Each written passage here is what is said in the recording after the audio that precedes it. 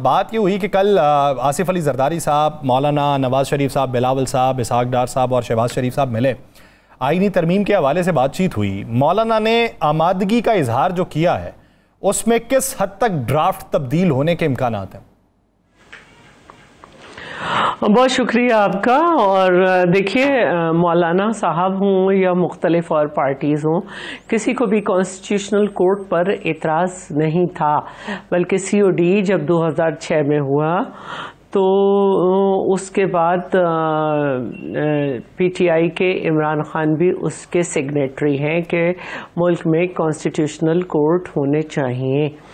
اب کیونکہ PTI کا ایک طریقہ کار ہے کہ وہ پرسنالٹی ٹارگٹ کرتے ہیں، اور قاضی فائز عیسیٰ کے آنے سے پہلے ان پہ ریفرنس کیا. اس کے علاوہ یہ کہ مختلف اس طرح کی باتیں، اگر زرداری صاحب پہ مقدمے کھولے گئے تو انہیں سندھ میں نہیں چلنے دیا جائے گا. تو یہ اس طرح کی حرکتیں یہ کرتے ہیں. تو انہوں نے اپنے طور پر یہ سمجھا کہ یہ کوئی قاضی عیسیٰ صاحب کے لیے جو ہے امینڈمنٹس ہو رہی ہیں، اور ان کا کام چونکہ ایک خلل ڈالنے والے ہیں تو انہوں نے اس پہ شور مچایا. جہاں تک بات ہے مولانا صاحب کی، مولانا صاحب کو جب دیا گیا تھا مسودہ تو انہوں نے کچھ اس پہ رات میں اعتراض کیے تھے. تو اس میں کہا گیا تھا کہ صبح کو جیسے آپ چاہ رہے ہیں اس طرح امینڈمنٹ ہو جائیں گی، لیکن اس طرح امینڈمنٹ نہیں ہوئی اور اس دن وہ پیش نہیں ہو سکا. اور پھر یہی بات ہوئی کہ سیکنڈ ڈے چیئرمین خود گئے ان کے پاس، اور پھر اس کے بعد یہ ڈیسائیڈ ہوا کہ حکومت کے مسودے میں بھی مولانا صاحب چاہیں تو اس میں امینڈمنٹ کر دیں، اور اگر اپنا خود مسودہ بنانا چاہتے ہیں تو وہ بھی دے دیں.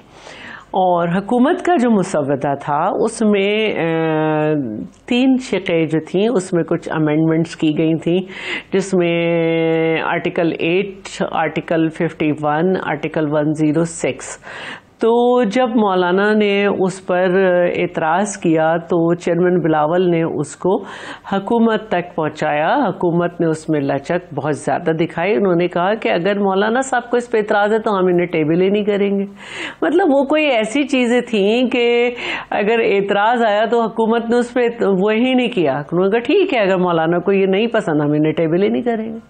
اچھا شہر صاحبہ کب پیش ہو رہی ہے؟ ایک شق اور تھی، ایک منٹ، ایک شق اور تھی، میں اس کا نمبر ہمیشہ بھول جاتی ہوں. 199 شاید، اس میں ایک ورڈ کا مسئلہ تھا. تو حکومت نے کہا ہم وہ بھی واپس لے لیتے ہیں. تو اس طرح سے اگر دیکھا جائے تو امنگ دا پارٹیز کسی چیز پہ ڈیڈ لاک نہیں تھا.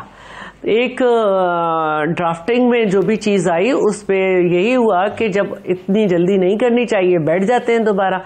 تو میں نہیں سمجھتی کہ کہیں ڈیڈ لاک ہے.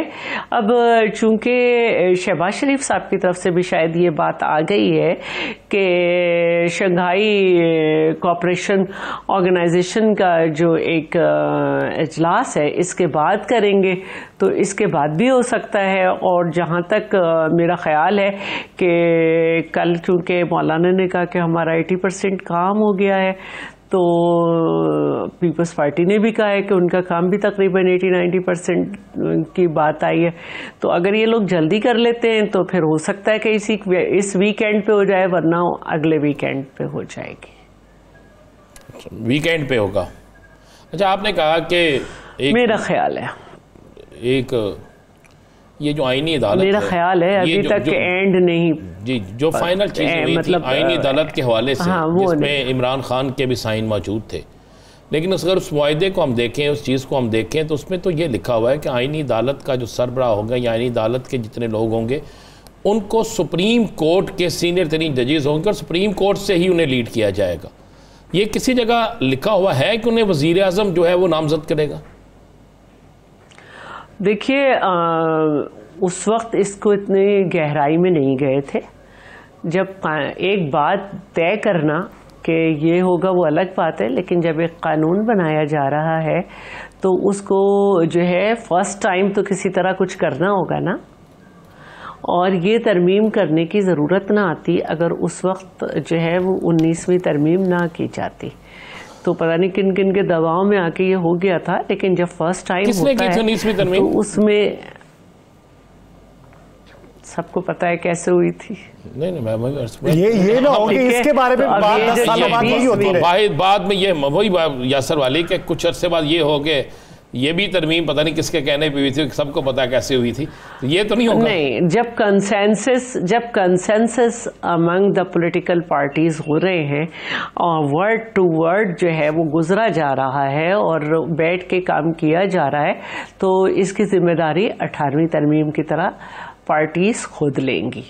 اور جب مولانا صاحب نے چیئرمین بلاول سے کہا کہ ہم چاہتے ہیں کہ پی ٹی آئی کو بھی اس میں شامل کیا جائے، تو انہوں نے کہا مجھے کوئی اعتراض نہیں ہے، لیکن آپ اپنا مسودہ فائنل کر لیں، ہمارے ساتھ میچ کر لیں، دونوں بیٹھ کے ایک مسودہ کر لیں، اس کے بعد جتنی پارٹیز جو بھی چاہیں اس کے اوپر بات کر سکتی ہیں. اور میں یہ سمجھتی ہوں کہ جب 18ویں ترمیم ہوئی تھی تو جو پولیٹیکل پارٹیز اسمبلی میں بھی نہیں تھی ان کو دعوت دی گئی تھی.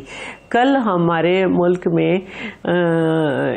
غزہ کی صورتحال پر اسرائیلی جارحیت کے خلاف جب بیٹھی ہیں پولیٹیکل پارٹیز، تو وہ بہت سی پارٹیز جو کہ اسمبلی میں نہیں ہیں وہ بھی بیٹھی. تو میں چیئرمین بلاول کی جو کوششیں دیکھ رہی ہوں کہ وہ اس صورتحال میں جو پی ٹی آئی کے ساتھ اس وقت حکومت کی بنی ہوئی ہے، اس کے باوجود وہ چاہ رہے ہیں کہ اچھا اگر پی ٹی آئی سے بھی کنسنسس ہو جائے، تو اسی لیے چاہ رہے ہیں کہ کل ساری جو پولیٹیکل فورسز ہیں وہ اپنی ذمہ داری پہ یہ کہیں کہ جی ہم نے کیے. کل کوئی یہ نہ کہے کہ یہ کورٹ نے ری رائٹ کر دیا، یہ اس نے ری رائٹ کر دیا. تو بہت اچھی بات ہے کہ یہ ہو رہا ہے. اچھا شیلا رضا صاحبہ، فیصل وافدہ صاحب پہلے یہ بات کر چکے اور پھر رانا ثناء اللہ صاحب بھی یہ بات کر چکے کہ قاضی فائز عیسیٰ صاحب نہ تو مدت ملازمت میں توسیع چاہتے ہیں اور نہ ہی وہ آئینی عدالت کے جج بننا چاہتے ہیں. فیصل وافدہ صاحب نے کہا کہ میرا نہیں خیال کہ وہ بنیں گے، اور رانا ثناء اللہ صاحب نے کہا کہ وہ نہیں بننا چاہتے. اس ضمن کے اندر کیا حقائق ہیں؟ دیکھیں یہ ان دونوں کی باتیں یہ دونوں جانے. میری تو قاضی فائز عیسیٰ سے کوئی ملاقات نہیں ہے جو مجھے ان کے باتیں پتہ چلیں، لیکن ان کا ایک اسٹیٹمنٹ سامنے آیا تھا جس میں انہوں نے کہا تھا کہ اگر میرے حوالے سے جو میں نے دیکھا تھا کوئی ایج بڑھائی جا رہی ہے تو مجھے تو یہ بھی نہیں معلوم کہ میری کل زندگی ہوگی یا نہیں. پھر بعد میں انہوں نے کہا تھا کہ اگر تمام لوگوں کی بڑھائی جا رہی ہے تو میرا کیا مسئلہ ہے، کیونکہ ہم پاکستان پیپلز پارٹی کو لوور کورٹ میں یعنی کہ جو سیشن کورٹ ہے اس کے ججز کی ایج پہ اعتراض ہے کہ وہ صرف 60 ہے، پھر ہائی کورٹ کی 62 ہے اور پھر سپریم کورٹ کی 65 ہے. لیکن جب اس پہ معاملات الجھنے لگے تو چیئرمین نے کہا تھا کہ میرا جو خواب ہے وہ کانسٹیٹیوشنل کورٹ ہے، اگر مولانا صاحب کو ایج پہ اعتراض ہے تو مجھے اس پہ بھی نہیں ہے. جبکہ دنیا کے جو 86 ممالک ہیں اس میں موسٹلی ایج 67 بھی ہے، اور امریکہ میں تو تاحیات ہے کہ جب تک لائف ٹائم جو ہے سپریم کورٹ کے جج کی ایج ہے. اب دیکھیے یہ جو کانسٹیٹیوشنل عدالت ہوگی اس میں تمام صوبوں کے ججز کی ریپرزنٹیشن ہوگی، جیسے کہ سینٹ میں ہم نے دیکھا کہ ایک برابر تعداد میں سب صوبوں کی ریپرزنٹیشن ہے. تو اس کا ایک طریقہ ہوگا کہ 5 منتخب کیے جائیں گے اور اس کے بعد پورا ایک طریقہ کار سامنے آئے گا. جب کوئی قانون بنتا ہے تو اس میں پورا طریقہ ہوتا ہے لیکن کسی شخصیت کا نام نہیں ہوتا. تو ایلیجیبلٹی بھی اس میں ڈیسائیڈ کی جائے گی، اس میں سب چیز سامنے آ جائے گی اور جو لوگ ایلیجیبل ہوں گے ان کا طریقہ کار ہوگا. اب پہلی دفعہ یقیناً کہ اس میں کوئی ضرور چینج ہوگی کہ پہلی دفعہ کس طرح کیا جائے، اس کے بعد تو جوڈیشل کمیشن وغیرہ کے سلسلے شروع ہو جائیں گے. آپ کو یاد ہوگا کہ کیونکہ میں اس کا پارٹ تھی کہ جب 18ویں ترمیم ہو گئی اور یہ ڈیسائیڈ ہوا کہ ایکٹنگ گورنر کی ذمہ داریاں اب کوئی جسٹس نہیں سنبھالے گا بلکہ in absence of the governor speaker اور ڈپٹی اسپیکر جو ہیں وہ بل ترتیب کہ اگر اسپیکر بھی نہیں ہے تو ڈپٹی اسپیکر گورنر ہوگا، اور اگر گورنر نہیں ہے تو اسپیکر جو ہے وہ گورنر ہوگا. تو یہ جو کہتے ہیں کہ ہکپس آ رہے تھے آئین میں، تو پھر مجھے اچھی طرح یاد ہے کہ